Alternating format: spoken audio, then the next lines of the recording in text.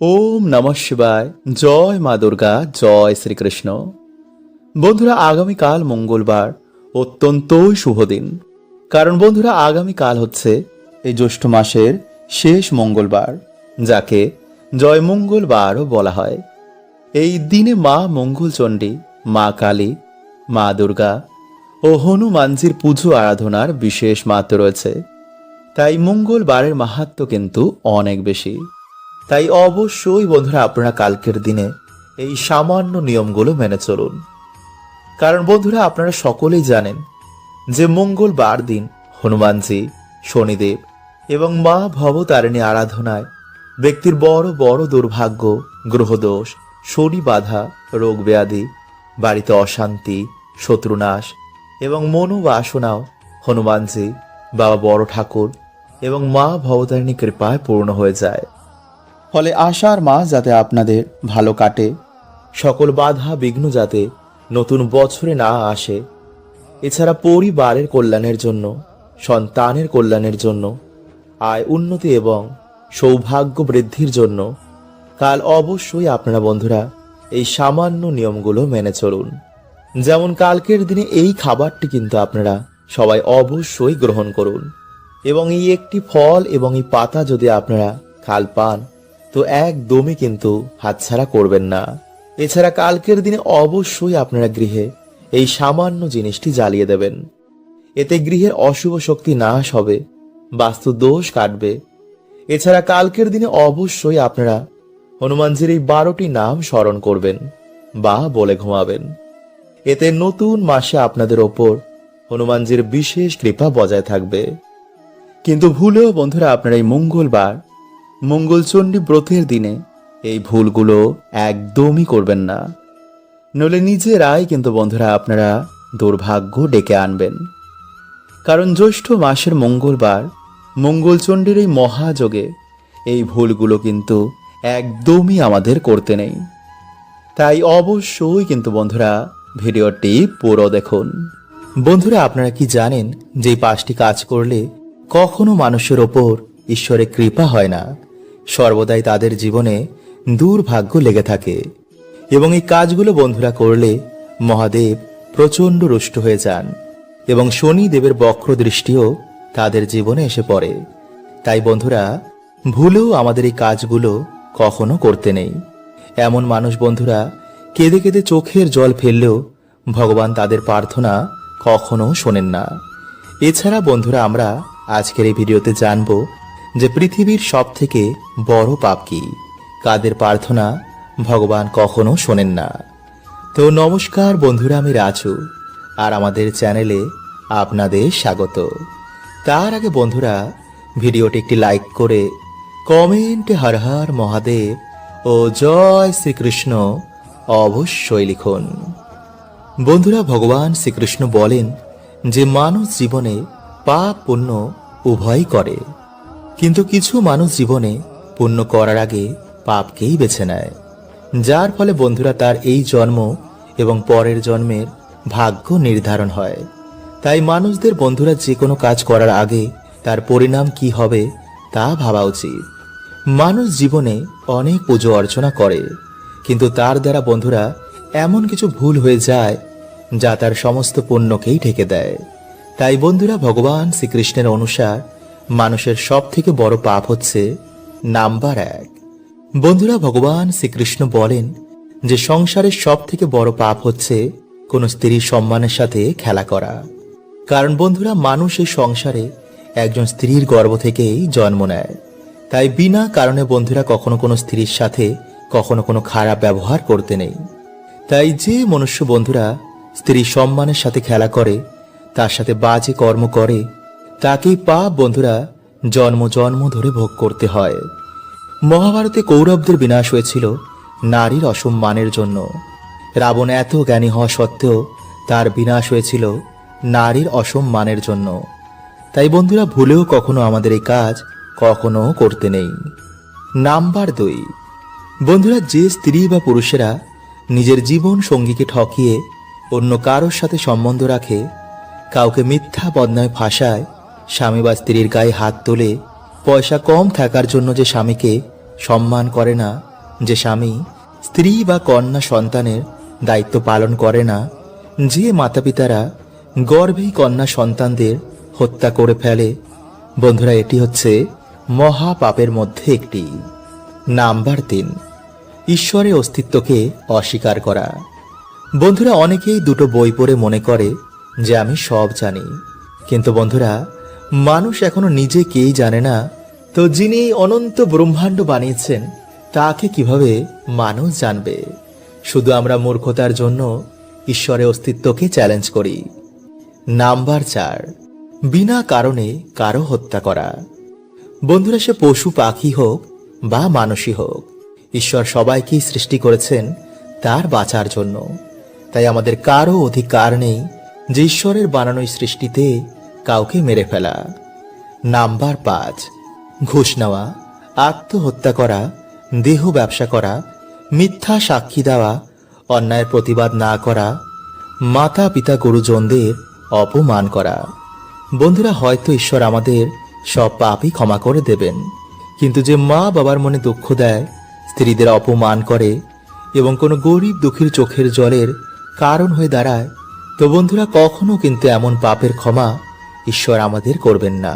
বন্ধুরা এই সংকেতগুলো এবং এই লক্ষণগুলো যদি আপনি দেখতে পান, তো বন্ধুরা ভাববেন আপনাদের ওপর কোনো তন্ত্রক্রিয়া বা ব্ল্যাক ম্যাজিক হয়েছে। আসলে বন্ধুরা সব কিছুরই দুটো দিক থাকে, যেমন ভগবান আছেন তো শয়তানও আছেন। ভালো মানুষ যেমন রয়েছেন তেমনি আবার খারাপ মানুষও রয়েছেন। তাই কখনো বন্ধুরা তারা চান না যে আপনি ভালো থাকুন। তাই যখনই আমাদের জীবনে কোনো খুশির খবর আসে, তখন আশেপাশের মানুষেরাই বা কোনো আত্মীয় পরিজনের মধ্যে কেউ আমাদের ব্ল্যাক ম্যাজিক করে দেয়। তাই বন্ধুরা আজকের এই ভিডিওটি খুবই গুরুত্বপূর্ণ, কারণ যদি আপনাদের ওপর কোনো ক্ষতি হয়ে থাকে তা আপনাদের জানাটা খুবই দরকার। তাই যতটা বন্ধুরা আপনারা পারবেন ভিডিওটি শেয়ার করবেন এবং একটি লাইক করে কমেন্টে হর হর মহাদেব ও জয় শ্রীকৃষ্ণ অবশ্যই লিখুন। নাম্বার 1, বাড়িতে হঠাৎ করে গৃহপালিত পশু পাখি মারা যাওয়া।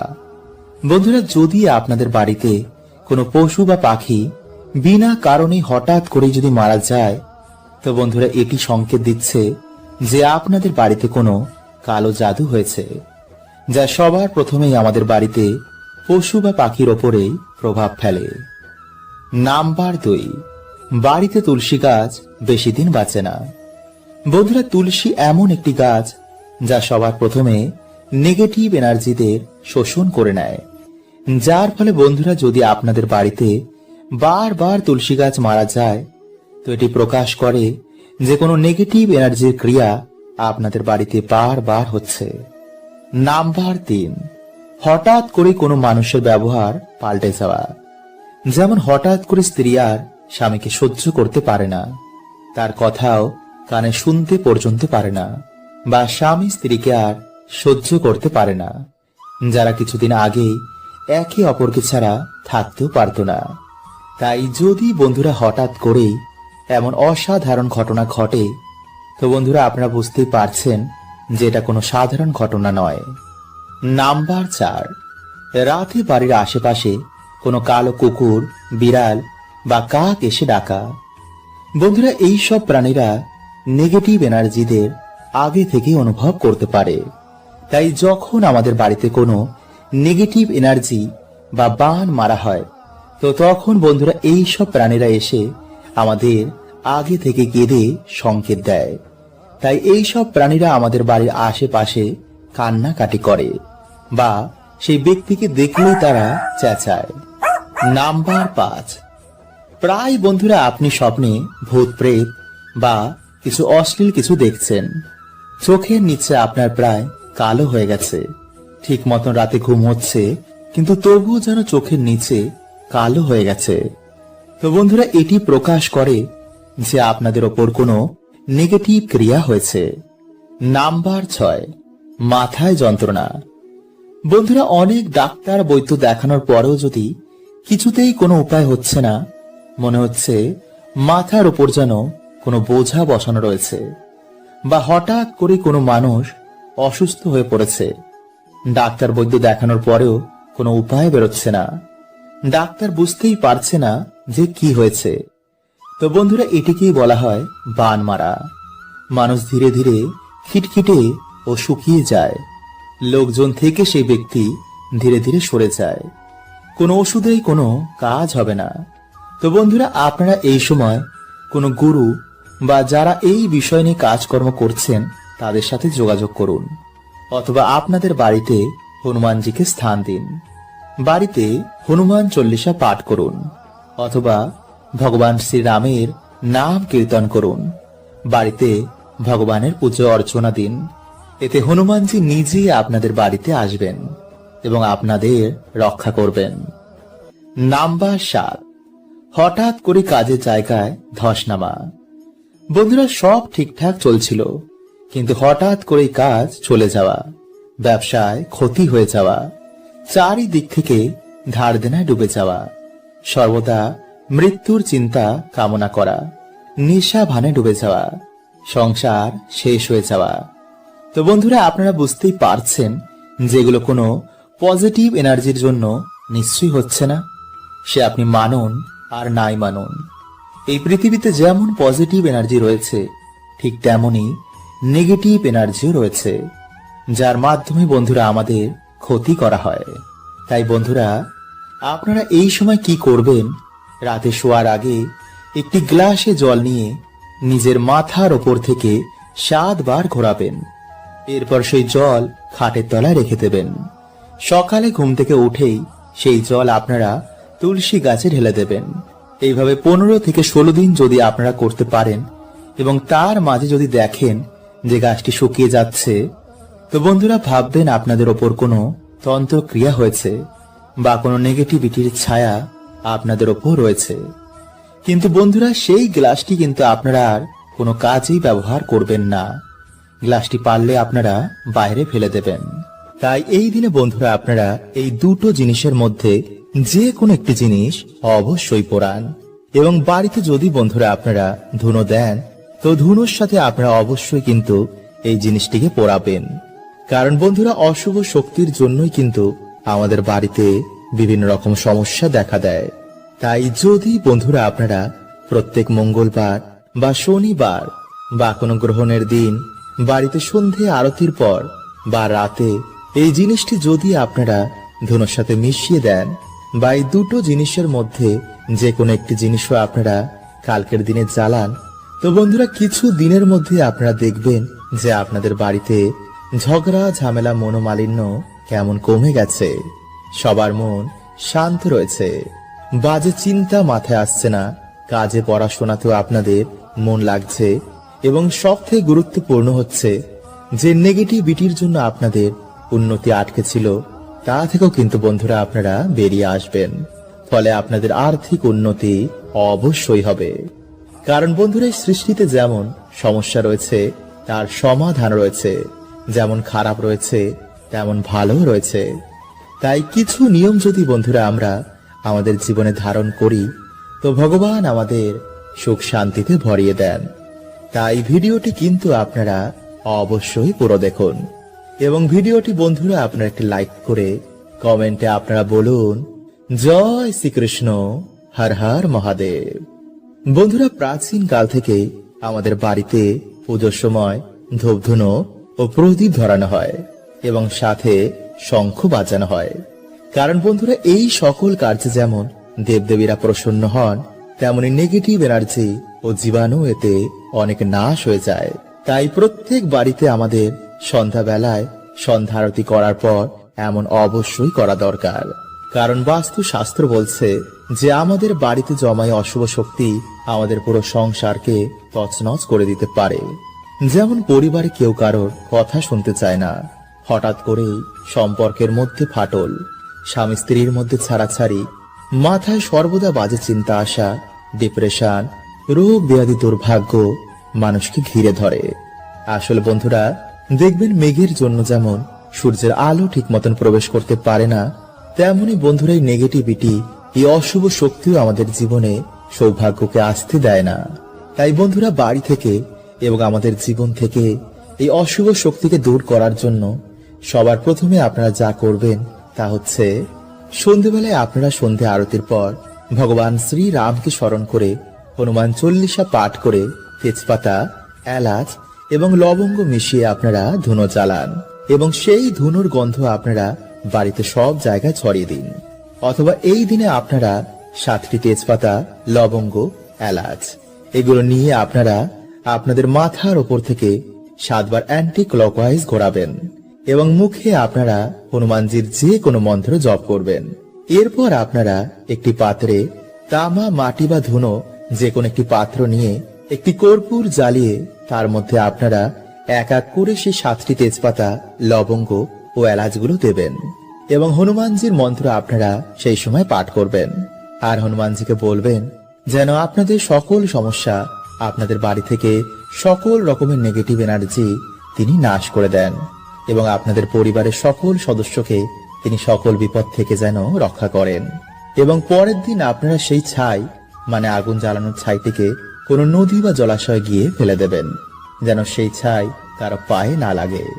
বন্ধুরা, আগামীকাল এই মাসের বড় মঙ্গলবার, তাই কাল রাতে বন্ধুরা আপনারা সামান্য 5টি গোলমরিচের দানা নিয়ে বাড়িতে এখানে ফেলে দিন।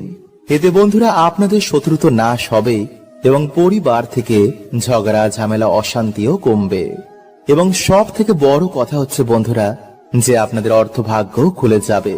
তাই বন্ধুরা আজকের এই ভিডিওতে আপনাদের জানাবো যে গোলমরিচের এমন কিছু উপায় যা বন্ধুরা করে কিন্তু আপনাদের ভাগ্য চমকাবেই।